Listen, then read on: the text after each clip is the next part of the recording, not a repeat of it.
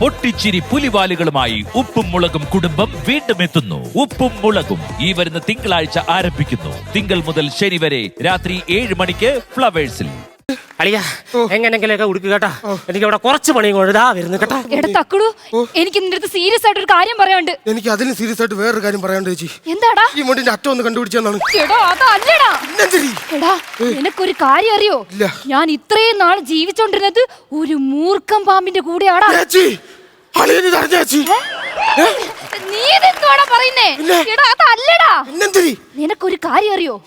നീ ഒരു പാത്രത്തിലുണ്ട് ഒരു പായ കിടന്നുറങ്ങിയത് ആരുടെ കൂടെയാ? പപ്പിയുടെ കൂടെ. അതേത് പെണ്ണ്? എന്റെ പട്ടി. എടാ ഇവനെ ഞാൻ എങ്ങനെ പറഞ്ഞു മനസ്സിലാക്കും? എടാ നിന്റെ കല്യാണം മുടക്കുന്നത് ആരാ? അത് ഏതോ ഒരുത്തനാച്ചി.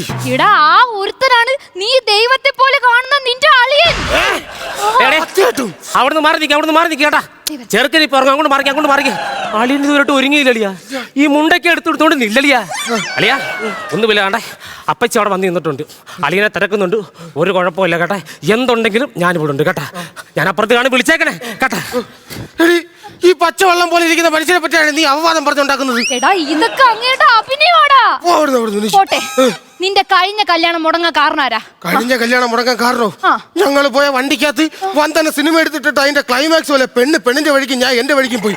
ആ സിനിമയുടെ കാസറ്റ് ഇട്ടവർ എന്റെ കൈ കിട്ടിയുണ്ടല്ലേ, അന്ന് അവന്റെ അവസാനം വരിക്കും. എടാ ആ സിനിമയുടെ കാസറ്റ് ഇട്ടത് ആരാ? നിന്റെ അളിയൻ. സത്യമാണോ ചേച്ചി പറയുന്നത്? സത്യമാണ്. സത്യമാണെങ്കിൽ ചേച്ചി ഇന്നൊന്ന് തീരുമാനിച്ചോ. ഒന്നെങ്കിൽ നിങ്ങളെ ഭർത്താവ്, ഇല്ലെങ്കിൽ നിങ്ങൾ ആങ്ങള. രണ്ടിലൊന്ന് ഇന്ന് ഞാൻ തീരുമാനിക്കും. ഇപ്പൊ പറയും. ഒരു 5 മിനിറ്റ്. അളിയാ നാളെന്തുവാ?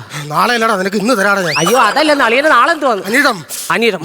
അതെ, ചെറുക്കന്റെ പേര് രമേശൻ. നക്ഷത്രമാണെങ്കിൽ അനിഴം. ഒരു ഗണപതി ഹോമം, ഒരു ശത്രുസംഹാര പൂജ. അതെ, വിഘ്നങ്ങളൊന്നും കൂടാതെ കല്യാണം നടക്കാനാണ് കേട്ടാ. ശരിയെന്നാ അളിയാ, കല്യാണമാണ്. ഇഷ്ടം പോലെ ശത്രുക്കൾ കാണും. പക്ഷേ അതിലൊന്നും അളിയൻ പതറരുത് കേട്ടാ. മുണ്ടുടുത്തില്ല അളിയാ. ഈ മുണ്ടൊക്കെ എടുത്ത് ഉടുത്തോണ്ട് ഇല്ലളിയാ അങ്ങോട്ട്. എന്തുണ്ടെങ്കിലും വിളിക്കണം. അളിയനപ്പുറത്ത് കാണും കേട്ടാ. എടി ഈ പാവപ്പെട്ട മനുഷ്യനെ പറ്റി നീ എന്തൊക്കെയാണ് പറഞ്ഞത്? ഞാൻ ചെന്ന് ചോദിച്ചിരുന്നെങ്കിൽ ഞാനങ്ങ് ഉരുവി തീർന്നാനേ.